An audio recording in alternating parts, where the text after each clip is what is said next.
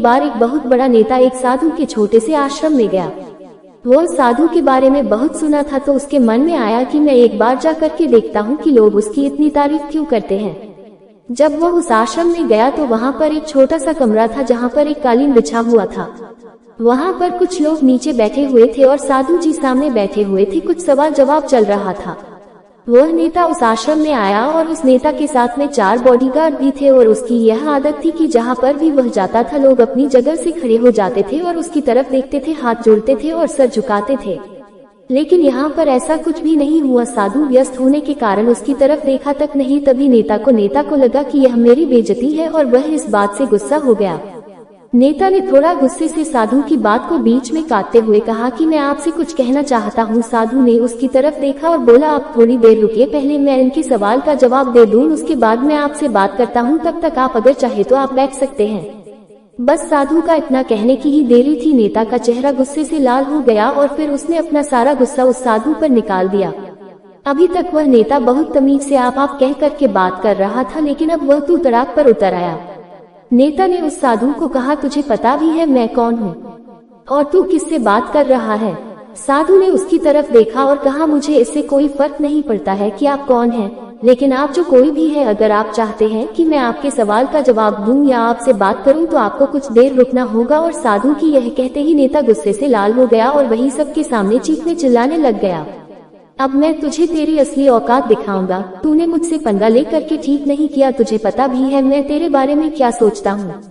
साधु ने फिर से नेता की तरफ देखा और बड़े ही प्रेम से कहा कि मुझे इससे कोई फर्क नहीं पड़ता कि आप मेरे बारे में क्या सोचते हैं, आप जो चाहे वह मेरे बारे में सोच सकते हैं। फिर नेता ने उससे कहा कि तू चाहे सुनना चाहता है या नहीं, लेकिन मैं तुझे यही सबके सामने बताऊंगा कि मैं तेरे बारे में क्या सोचता हूँ। तू कोई साधु नहीं है, तू एक बहुत ही घटिया इंसान है, तू एक ढोंगी है, पाखंडी है और यहाँ पर जितने भी लोग बैठे हैं उन सबको बेवकूफ बना रहा है। तेरा बस एक ही मकसद है, इन लोगों की जेब में जितना भी पैसा है वह सब तेरे पास में आ जाए। तू अपने फायदे के लिए इन लोगों का इस्तेमाल कर रहा है और अब मैं तुझे नहीं छोड़ने वाला हूँ। पूरी दुनिया के सामने तेरा पर्दाफाश करके रहूंगा। लेकिन उसके इतना बोलने के बाद भी हल्की सी मुस्कान उस साधु के चेहरे पर बनी ही रही। यह देखकर वह और भी तिलमिला गया और उसने कहा, अब बहुत हो गया, अब मैं यहाँ 1 मिनट भी नहीं रुकने वाला, लेकिन अभी भी तेरे पास मौका है। अगर मुझसे माफी मांगनी है या मुझसे कुछ कहना है तो कह सकते हो। इतना सब होने के बाद भी साधु के चेहरे पर एक मुस्कान थी और वह बिल्कुल शांत था। और फिर उन्होंने अपनी आंखें बंद करी और फिर साधु ने अपनी आंखें खोली, हाथ जोड़े और कहा कि मुझे आपसे कोई गिला शिकवा नहीं है। आपके लिए मेरे मन में कोई भी गलत ख्याल नहीं है। जो भी मेरे बारे में आपने कहा वह आपकी अपनी सोच थी, तो मुझे आप में कोई भी बुराई नजर नहीं आती है। मुझे आप बहुत ही भले इंसान लग रहे हैं। और साधु के इतना कहते ही नेताजी का दिमाग 7वें आसमान पर पहुंच गया।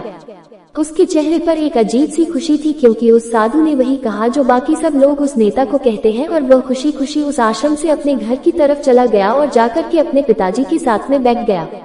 उसके पिताजी ध्यान में थे। उन्होंने पूरी जिंदगी सिर्फ लोगों की सेवा करी और बदले में कुछ भी उम्मीद नहीं किया। तो थोड़ी देर बाद जब उन्होंने अपनी आंखें खोली और देखा अपने बेटे को अपने साथ बैठे हुए, तो उनके बेटे के चेहरे पर आज एक अजीब सी खुशी थी जो आज से पहले उन्होंने कभी नहीं देखी थी।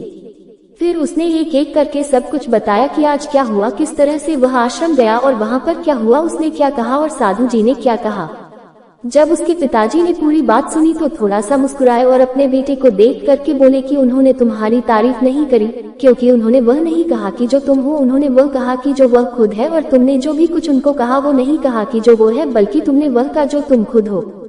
यही बात वेदों में भी कही गई है, यथा दृष्टि तथा सृष्टि। यह दुनिया तुम्हें वैसी नहीं दिखती जैसी यह दुनिया है, यह दुनिया वैसी दिखती है तुम्हें जैसे तुम खुद हो। जिसकी नजर जैसी है उसके लिए यह दुनिया वैसी ही है। तो अगर तुम अपनी दुनिया को बदलना चाहते हो तो उसका सिर्फ एक तरीका है, अपनी नजर को बदलो।